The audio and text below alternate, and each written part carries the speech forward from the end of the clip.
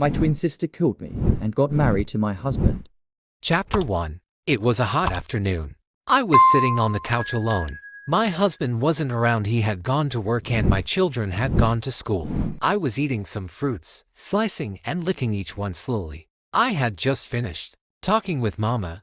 It was the longest conversation we had ever had. Before the call ended, she told me Nneka was coming over to stay at my house. I was so happy and excited. I loved my twin sister so much that I could do anything for her. Growing up, we had the best of times. People admired our relationship and even wished they had what we had. And any baby, that's what I used to call her. My identical twin sister. I remember how we used to cause trouble. And no one could ever tell which of us did it because we looked exactly the same. I sat there laughing on the couch as the memories came flooding back. Then I heard a knock at the door. I quickly rushed to open it. There she was, my beautiful sister, standing with her box. And any baby, I called happily. Nnenna the doll, she replied, hugging me tightly. When will you ever stop calling me that? I playfully hit her on the head. Never, she laughed. We sat on the couch, getting comfortable and too excited. I missed you so much,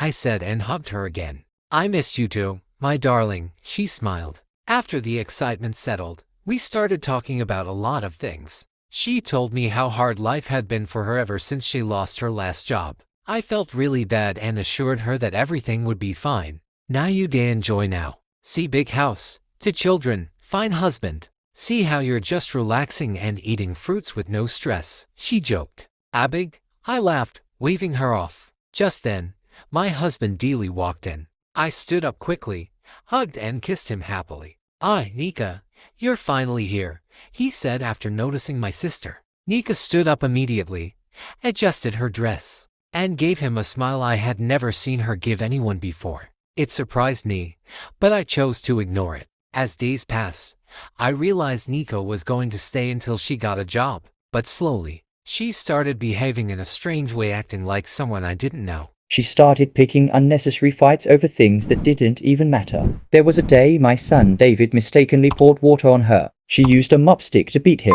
I was angry and warned her never to lay her hands on my child like that again. Deli also started complaining about her behavior. He said she was disrespectful and even made indirect sexual advances toward him. But I didn't believe him. I kept defending my sister. She can never do that, I said. You must have misunderstood her. Deep down, I felt she was just going through a tough time. Maybe she was depressed or sad about how her life was going. I tried to overlook it and not judge her. Then one day, she called me to the sitting room and offered me a glass of wine. She had tears in her eyes. She apologized for everything, for the fights, the rude behavior, and the stress she had caused me. She said it was all because of what she was going through. I felt sad and guilty. My sister was hurting, and I couldn't even help her. But at the same time, I was happy that the old Nneka was back. We hugged and celebrated our reunion with wine. I am so happy we're back again. I missed you, silly girl, I said. I missed you too, Nnenna the doll, she replied. Stop calling me that, I glared. But she laughed harder. Never, she said. Drink up, she urged me to. I smiled and nodded, then drank the wine all at once. As I was about to pick the second glass, I started feeling something strange in my stomach. A sharp pain hit me suddenly. I tried to stand, but I couldn't. Ugh, my tummy is paining me, I groaned, holding my stomach. Nnenna, what's wrong with you? Nneka asked. Milita's my tummy, I managed to say as I fell to the floor. I started coughing and vomiting blood. I stretched out my hand to her for help, but all she did was fold her arms and stare at me. Then she gave me a big, creepy smile, a kind of smile I had never seen on her face before. And before I could understand what was happening, I felt something sharp pierce into my stomach. It was a knife. I screamed and cried. My eyes widened in shock. Nneka was holding the knife. She stood over me, staring, smiling, wickedly, like a stranger.